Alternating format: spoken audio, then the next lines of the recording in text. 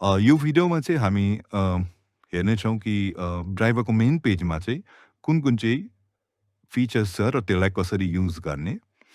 First of all driver register भएपछि तपाईँले यस्तो खालको स्क्रिन देख्नुहुन्छ जसमा तपाईँको गाडीको डिटेल्स, एक दुईवटा तपाईँको या फिचर्सहरू छ, तपाईँको पर्सनल इन्फर्मेसन, गाडीसँग इन्फर्मेसन, तपाईँको सब्सक्रिप्सन जे छ त्यो, तपाईँको प्रोफाइल एडिट गर्नुको लागि, तपाईँको डकुमेन्ट्स जे तपाईँले अपलोड गर्नुभएको छ र तपाईँको सब्सक्रिप्सन कुन चाहिँ चल्दैछ त्यो सबै डिटेल्सहरू तपाईँको यो स्क्रिनमा तपाईँले देख्नुहुन्छ।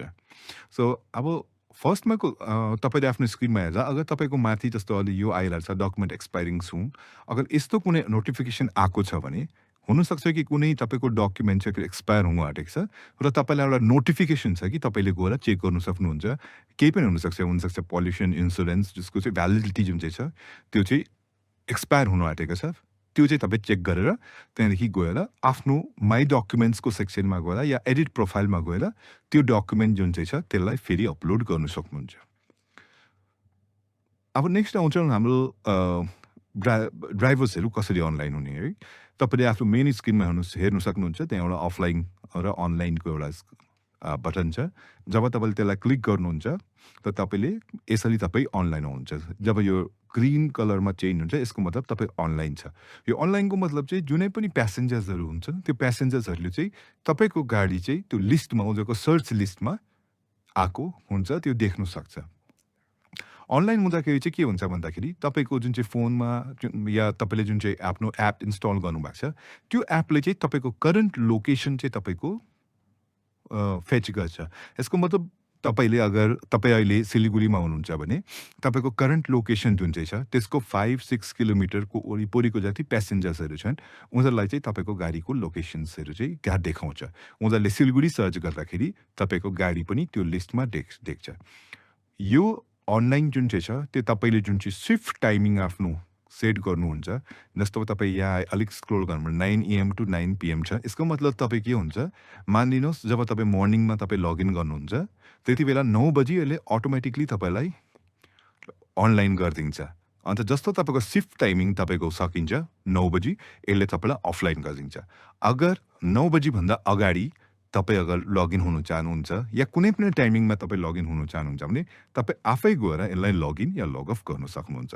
तर अगर तपाईँले यसलाई टच गर्नु भएन, यसलाई चलाउनु भएन भने तपाईँको सिफ्ट टाइमिङको जति तपाईँले सेट गर्नुभएको छ त्यसको अनुसार उनीहरूले तपाईँलाई अटो लगइन र अटो लग अफ गरिदिन्छ।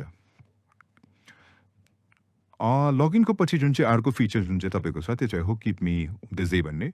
यो चाहिँ कस्तो फिचर छ भन्दाखेरि यसमा तपाईँको एउटा बटन छ जसलाई तपाईँले क्लिक गर्नुभयो भने तपाईँलाई नेक्स्ट तपाईँ कति आवर्सको लागि तपाईँ बिजी हुनुहुन्छ त्यो तपाईँको लागि तपाईँ गर्नु सक्नुहुन्छ। 1 घन्टा 2 घन्टाको लागि तपाईँले सेलेक्ट गर्नु सक्नुहुन्छ। यो फिचर चाहिँ हामी कहिले युज गर्छौँ, मानिलिनुहोस् तपाईँ 2 घन्टा 3 घन्टाको लागि तपाईँ गाडी चलाउनु हुँदैछ, कुनै जग्गा तपाईँ जानु हुँदैछ र त्यति बेला अगर तपाईँले यो बटनलाई अन गर्नुभएको छ भने 2 घन्टा 3 घन्टाको लागि गर्नुभएको छ भने चाहिँ प्यासेन्जरहरूलाई चाहिँ तपाईँको गाडी चाहिँ अहिले बुक छ, तपाईँ गाडी चलाउनु हुँदैछ र 2-3 घन्टा बादमा मात्रै तपाईँ फ्री हुनुहुन्छ भनेर चाहिँ त्यसलाई इन्डिकेट गर्छ।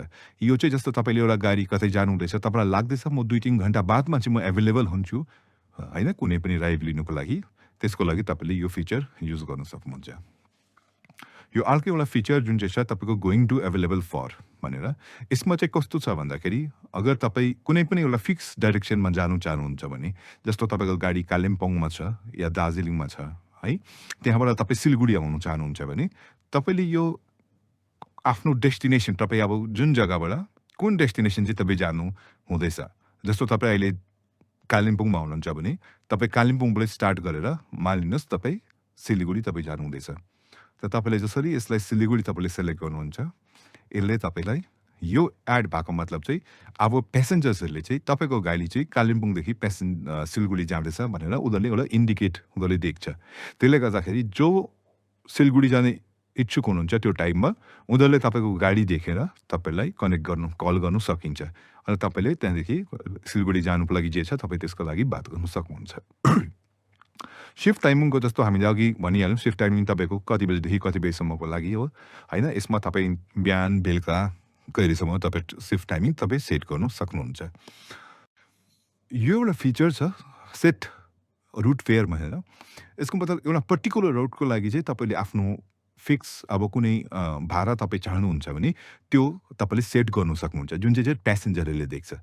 अब यसमा सेट गर्दाखेरि चाहिँ जस्तो मैले अहिले ओपन गर्दैछु यसलाई क्लिक गरेर तपाईँ हेर्नु सक्नुहुन्छ कि मैले एउटा कालिम्पोङदेखि सिलगढीसम्मको एउटा गरेको छु, सेट गरेको छु है। जसमा चाहिँ मैले चाहन्छु कि अब म कालिम्पोङदेखि सिलगढीसम्म गएँ भने चाहिँ मेरो 3000 रुपियाँ चाहिँ मेरो मैले चाहिँ भाडा म राख्न चाहन्छु है। अन्त म यसमा तपाईँलाई एउटा इक्जाम्पल देखाइदिन्छु। यसमा मैले एडिटमा क्लिक गरेँ भने म कहाँदेखि जानु चाहन्छु, जस्तो मेरो गाडी कालिम्पोङमा छ भने म कालिम्पोङदेखि सिलगढी जान्छु। म एउटा भाडा म फिक्स राख्न चाहन्छु कि 3000 मा चाहिँ म जान्छु भनेर अगर मैले सोचेँ भने म त्यसलाई फिक्स गर्न सक्छु। अगर तपाईँ कालिम्पोङ गएर आउने अप डाउनको लागि तपाईँ रेडी छ भने तपाईँले यो टु वे पनि हाल्नु सक्नुहुन्छ, जुन चाहिँ तपाईँको गएर आउने राउन्ड ट्रिप भनौँ त्यो पनि गर्नु सक्नुहुन्छ। र तपाईँ 3000 मा अलिकति नेगोसिएट गर्नु सक्नुहुन्छ कि हुँदैन, अलिकति कम्ती बेसी गर्नु सक्नुहुन्छ भने चाहिँ यसलाई तपाईँले अन गरेर यसलाई सेभ गर्नु सक्नुहुन्छ।